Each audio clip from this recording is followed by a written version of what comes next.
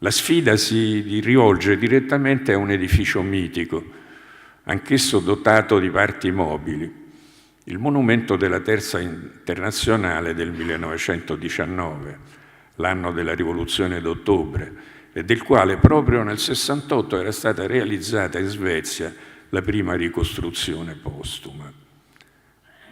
L'edificio, immaginato da Tatlin, conteneva all'interno 4 volumi rotanti destinati ad ospitare le più importanti istituzioni statali: un cubo, una piramide, un cilindro e una semisfera, inseriti uno sopra l'altro in mezzo a una struttura metallica elicoidale alta 400 metri, il cui asse era inclinato come l'asse di rotazione terrestre.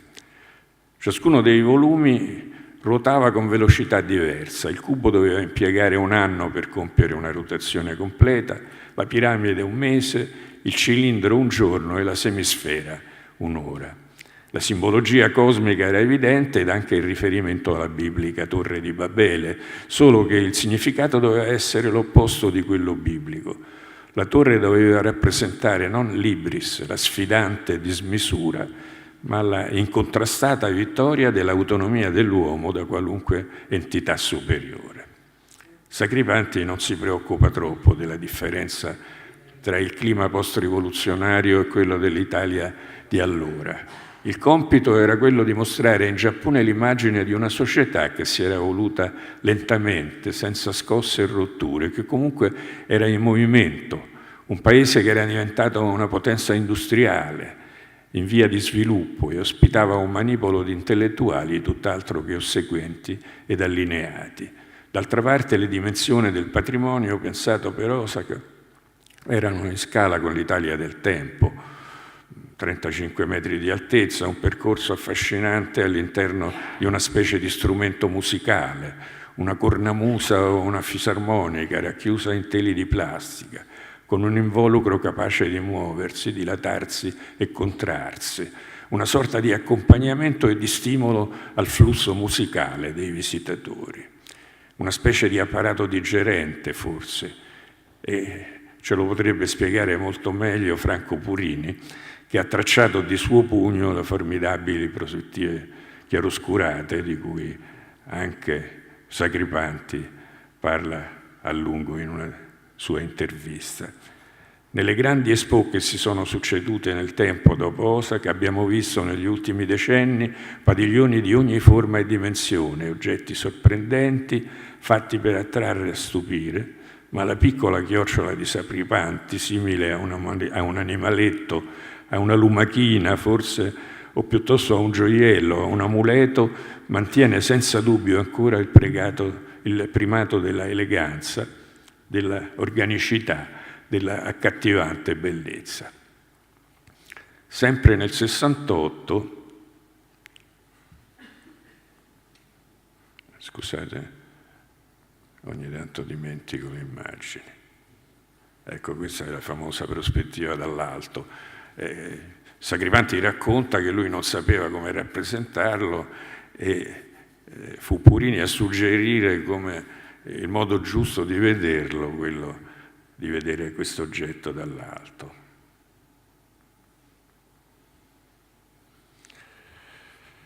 Sempre nel 68 Sacripanti ci cimenta a Padova per la prima volta con il tema congeniale del museo. Congeniale perché nel mondo dell'arte il contrasto tra futuro da anticipare e il presente in cui inserirsi, uno dei grandi temi del suo disagio, si attenua e sparisce. E il tema è quello di plasmare uno spazio altro, lo spazio dell'arte intesa come conoscenza, ma anche come libera espressione dell'inconscio. Il progetto nasce in aperta polemica con l'idea stessa di museo come luogo di contemplazione e di conservazione. Il museo non deve quindi essere un rispettoso scrigno neutrale, in cui ciascuna opera possa coltivare la propria autonomia, un luogo del silenzio, in cui ogni opera parla di se stessa, ma al contrario, una macchina suggestiva in sé in cui le opere entrano ciascuna a suo modo in un contenitore dalla forza travolgente.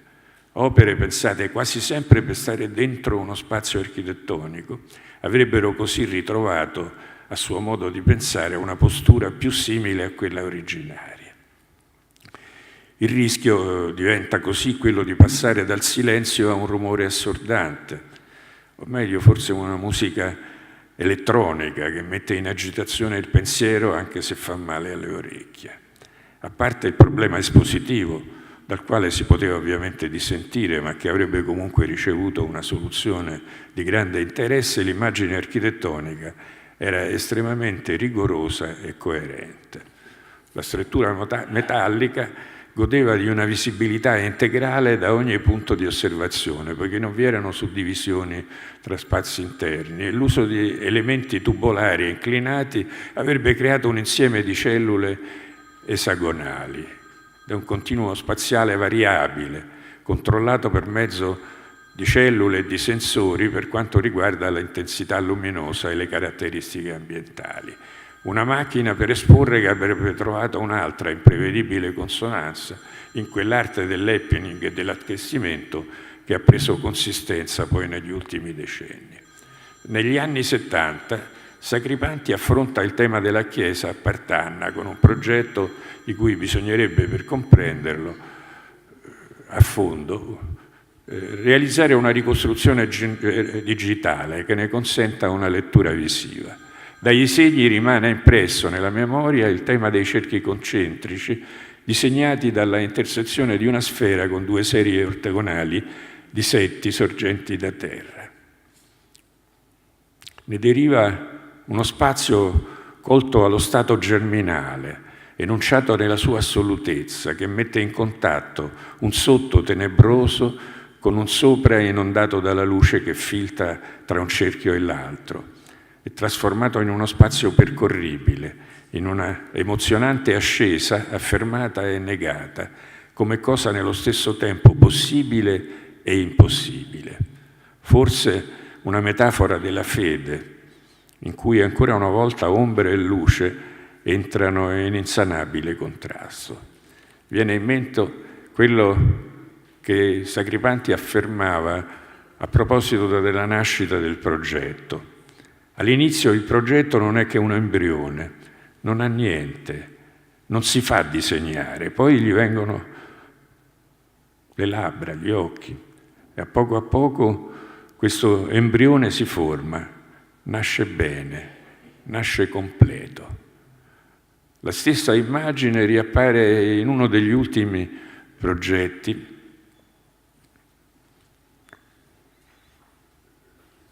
il monumento alla pace del 74, progettato per lo scultore Mastroianni, in cui il dialogo tra l'espressione plastica della scultura e l'architettura ha qualcosa di magico. Noi vediamo formarsi un imprevedibile accordo tra due modi contrastanti di trattare la materia, che pure generano una reciproca sussidiarietà. Con il progetto per il Museo della Scienza, da realizzare a Via Giulia, Sacripanti si confronta con l'antico e dimostra quanto complesso, intenso, contraddittorio sia stato per lui il rapporto con la tradizione, fatto di amore, di reverenza, ma anche di reciproca intoccabilità, come se veramente il tempo separasse per sempre, attraverso distanze incolmabili, quello che si deposita sulla terra. Tutto questo vivendo in una città come Roma, in cui i tempi si intrecciano, si sovrappongono, si mescolano e le forme continuamente riappaiono, rinascono identiche e nuove, così come è avvenuto nei rinascimenti che si sono susseguiti nei secoli. Per me l'antico esiste solo perché vado al museo, non perché amo l'antico, afferma Sacripanti polemicamente, a proposito del progetto di Forlì. Ma poco prima aveva affermato: nella mia produzione ho sempre cercato di recuperare la memoria antica e riordinare gli stimoli dell'inconscio. Oppure, se ariamo il passato, scopriamo nel tessuto apparentemente unito dei tempi improvvise fatture, distanze dove spazio e tempo si impennano, lasciandoci alle spalle quanto non serve più. Nel fluire cala o si coagula un filtro. Oltre le scorie consumate procede l'origine del fluire ed il segno dei simboli è mutato. È nato un futuro. O ancora, progettare, aveva scritto Sacripanti, e oggi anche proporre un tipo di simbiosi tra passato e futuro. Il passato, la nostra cultura, la tessitura di ogni riferimento vivo, il futuro, la nostra molteplicità. Non meno significativo del rapporto creativo con la storia sono le osservazioni entusiaste sul tema della cupola. La cupola ci riconduce all'origine, ci riconduce ai geni, ai segni primordiali del positivo e del negativo. Il progetto di Via Giulia è rimasto sulla carta per la miope ostilità delle sovrintendenze, ma al di là di ogni esteriore ripulsa per una pretesa estraneità rispetto all'antico, esso è la dimostrazione di una volontà di connessione, di armonia, non solo e non tanto con l'ambiente, con gli edifici confinanti, quanto con lo spirito della città, con il genius loci. Naturalmente il progetto va letto più che come un insieme di pareti e di strutture, come un insieme di spazi. Osserviamo l'affaccio verso Via Giulia. Non la chiamo facciata per non offendere l'avversione teorica dimostrata da Sacripanti verso questo elemento dell'architettura. Sacripanti si accorge anzitutto dell'importanza della quinta costituita dal carcere di Antonio del Grande, uno degli esempi di semplicità barocca. Ne continua per un tratto la cesura orizzontale creando una dichiarata parentela, anche con l'inclinazione della parete, e scegliendo poi per il corpo di fabbrica un'altezza minore che lascia al vecchio edificio un ruolo dominante. Il muro che realizza questo rapporto si conclude subito con un grande squarcio, un invito a entrare, che non rinuncia certo a porsi come grande episodio plastico che rompe la continuità della quinta stradale e si associa agli altri episodi monumentali che ritmano il percorso stradale: il giardino di Palazzo Farnese, le chiese, il Palazzo Falconieri, i frammenti bramanteschi del Palazzo di Giustizia di Giulio II. Sacripanti immagina l'ingresso come il negativo di una cornice classica. Capisco la contrarietà e la difficoltà ad accettare questa mia indicazione da parte di chi vede in Sacripanti il nemico di ogni citazione, ma bisogna riflettere sul fatto che lui stesso parla indirettamente di questo tema. Leggiamo la sua biografia. Divenne buon orafo, scoprì la materia, le pietre, il significato antico dell'oro, scoprì le osterie e le prostitute. Disegnavo, imparavo l'arte del calco, conobbi il modano e le sagome antiche, una vecchia arte in una vecchia città. Ancora, in un altro testo, nel libro La memoria, la città e lo spazio, l'ombra, rimbalzo dell'opaco, trova un nuovo interlocutore nel cornicione, una scultura nell'aria. Ecco, questa è la chiave che giustifica la mia indicazione, la scultura nell'aria. Cos'è il modano, si chiederà qualcuno? Il modano altro non è che quel regolo di legno che si usa per tirare le cornici di stucco con le loro modanature.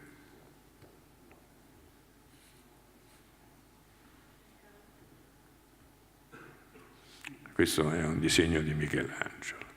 Il confronto tra il profilo del muro che chiude la grande parete vetrata e la vetrata stessa, una scultura virtuale di ferro e vetro che plasma lo spazio e divide l'interno dall'interno, e i disegni di Michelangelo, quello che mostro adesso è proprio la sagoma di carta che serviva incollata sul modene per tracciare le sagome.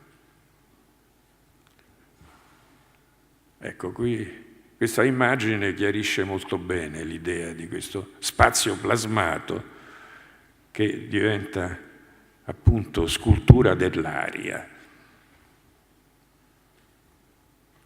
L'architetto ha disegnato di sua mano non una sola volta, ma in una decina di disegni diversi, di cui forse questo è il più espressivo. Qui veramente il senso della modanatura si riconosce, e più ancora di Michelangelo direi che fa capolino Borromini. Naturalmente, se in questo aspetto che riguarda l'accoglienza dei visitatori e la presenza nella immagine urbana l'architetto ha dimostrato, oltre al ricordo più o meno inconscio della modanatura, la sua sensibilità e perfino la sua discrezione, il progetto si sviluppa poi in modo autonomo, così da creare nel cuore della città uno spazio di incontro, un sistema di piazze, un museo inteso come spazio di vita dedicato ai flâneurs, strumento didattico e di intrattenimento piuttosto che esibizione di cimeli. La prospettiva dal Gianicolo dimostra questa intenzione di disegnare un pezzo di città tenendo conto di tutte le esigenze pratiche che possono nascere dall'inserimento nel centro storico di una funzione culturale, ma anche delle esigenze psicologiche di poter passare dallo spazio univoco, prospettico, vincolante e unidirezionale di Via Giulia a uno spazio vettoriale, colto nel suo momento generativo, uno spazio per un modo di incontrarsi e di stare insieme, tutto da inventare. Non so se in modo cosciente o inconscio, Sacripanti rievoca qui non tanto la struttura interna di una macchina, quanto i meccanismi degli strumenti musicali. L'analogia con i martelletti di un pianoforte fa capire che il macchinismo di Sacripanti non è più quello arcaico, rigido e stridente delle ruote dentate, ma un macchinismo sottile che fa pensare a Duchamp, soffice e allusivo, che nasce dalla liberazione della macchina dalle sue morfologie tradizionali. Sacripanti aveva captato, come abbiamo notato nel progetto per Montecitorio, l'avvento e la imminente diffusione della morfologia digitale, con i suoi interni filamentosi, i suoi transistor sporgenti. All'interno il museo si presenta in una forma che direi piranesiana, con spazi intrecciati e labirintici, ma attraverso un rovesciamento di valori, facendo prevalere la luce sulle ombre, trasformando le pesanti superfici voltate in cupole trasparenti e sostituendo alla ostentata gravità l'aerea leggerezza ottenuta, allontanando dalla vista dell'osservatore i sostegni verticali, in modo che la struttura appaia sospesa come un cielo nuvoloso. L'esperienza di Sacripanti si compie negli ultimi decenni del secolo con 3 opere realizzate che segnano nel loro complesso la discesa a terra, non più progetti che sfidano la realizzabilità. Sacripanti è costretto, come Rimbaud, ad abbracciare la rugosa realtà. I progetti per Forlì però ce lo mostrano ancora, lancia in resta a sfidare il buonsenso e la pigrizia del potere istituzionale. La scuola di Sant'Arcangelo di Romagna, che vedete, ci mostra un Sacripanti alle prese con un edificio di piccola taglia, lontano dalla grande dimensione con cui si era cimentato gloriosamente. L'architetto affronta il problema con la consueta radicalità, ma si scontra poi con la realtà della scuola italiana, che ben raramente ha affrontato il tema di sperimentare la contestazione delle consuete divisioni spaziali. La struttura è simile a quella dei grandi progetti, 2 setti lineari, lunghi 30 metri, fuori terra 3, cui si agganciano in alto e in basso 4 travi di cemento armato e reticolari d'acciaio, scrive Giancotti. In questo modo al piano terra si sviluppa una grande piastra, mentre sopra il corpo delle aule si presenta come un potenziale spazio unico, diviso da pareti mobili che slittano in alto e in basso, e basse paretine ripiegate al libretto. Questa plasmabilità dello spazio interno con i diaframmi mobili porta avanti la proposta di Rietveld della casa Schröder e la estende alla fruibilità di alcuni spazi che sarebbero potuti diventare spazi collettivi a disposizione della città. Tuttavia l'elasticità dell'impostazione planimetrica rimane poco utilizzata, l'espansione progettata non viene eseguita e col tempo l'inserimento di un padiglione davanti al fronte principale di fruizione ha distrutto l'eleganza della volumetria così evidente nella visione notturna, originaria.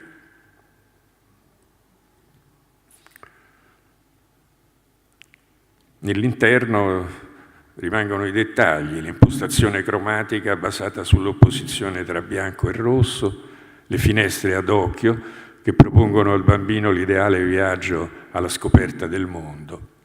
Ho disegnato, plasmato, meditando sul bambino, scriveva Sacripanti, sulla misteriosa età puberale che scendendo i sessi sdoppia l'ermafrodito avviandolo alla ricerca di sé. A Forlì finalmente Sacripanti vince il concorso, ma perde poi il secondo round, quello della realizzazione di un progetto che è ambizioso e polemico. Di fronte all'ostinazione di chi vede il passato come qualcosa da custodire e isolare, racchiudendolo in sé, Sacripanti include un monumento di un pezzo di città nuova. Trasforma una chiesa e un chiostro in un teatro, non accostando il nuovo all'antico, ma facendoli convivere, come avviene di fatto nella città. Zevi aveva predicato l'urbatettura, che Sacripanti realizza non attraverso il disegno urbano, ma attraverso la contaminazione, la compenetrazione, l'annientamento della distanza storica e, diciamo, la identificazione dell'edificio con la struttura urbana.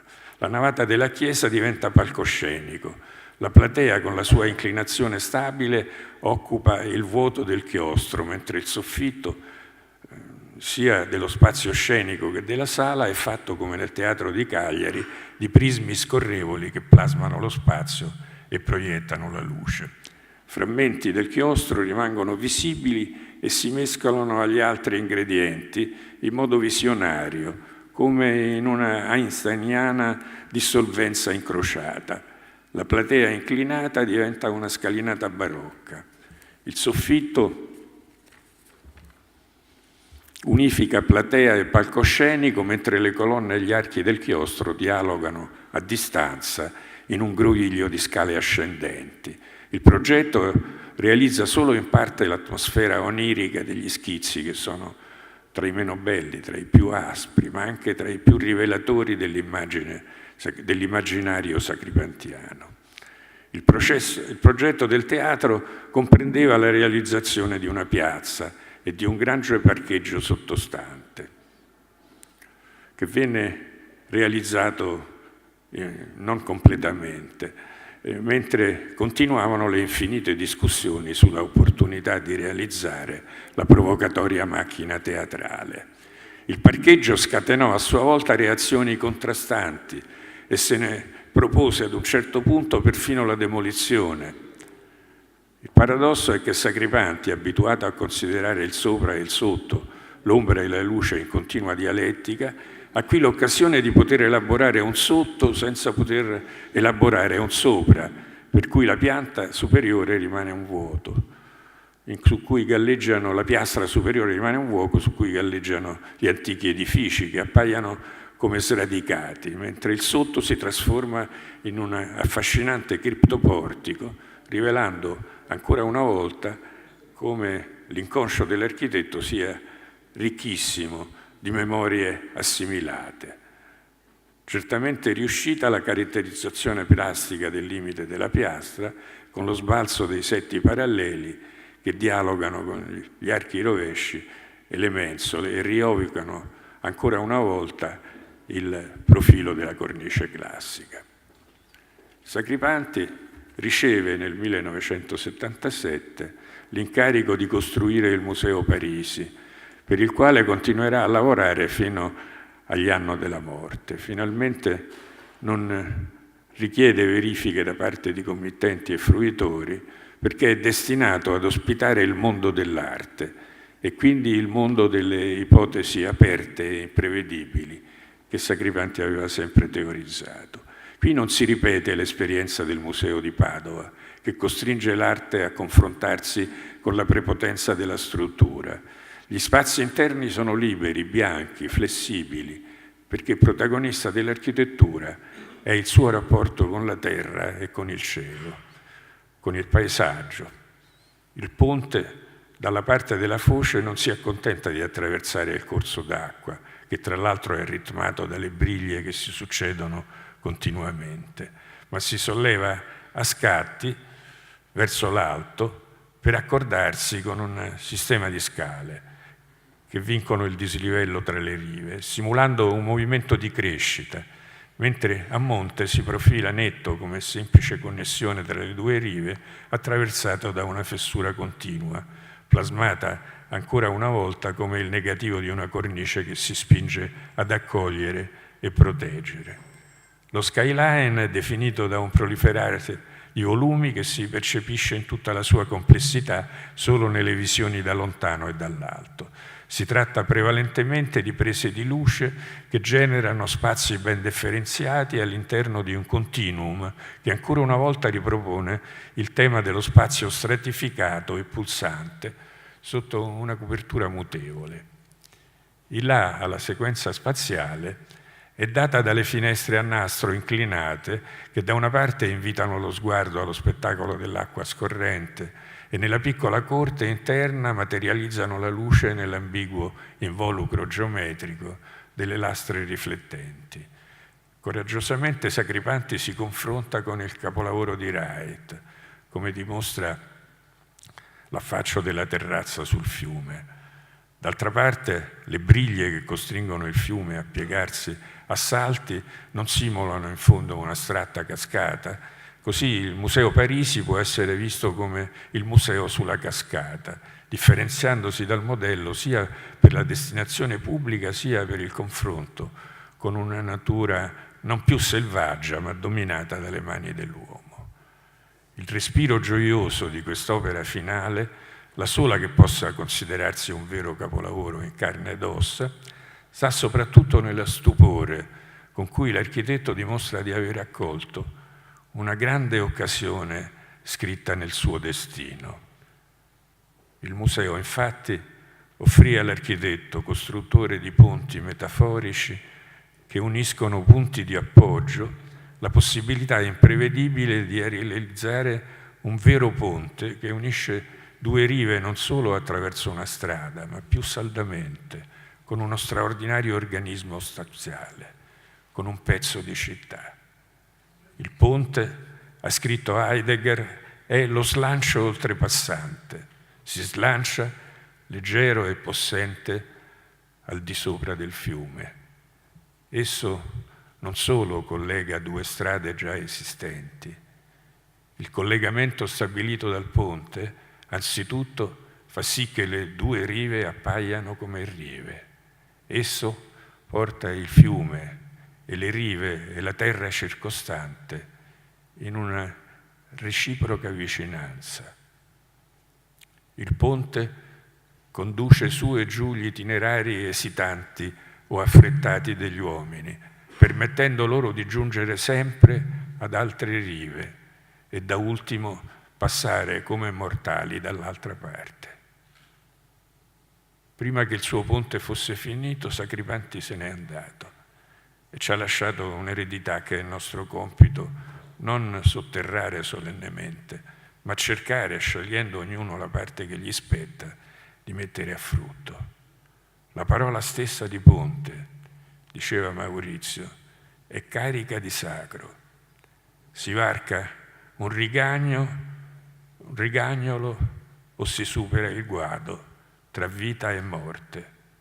Ponte allude a oltre.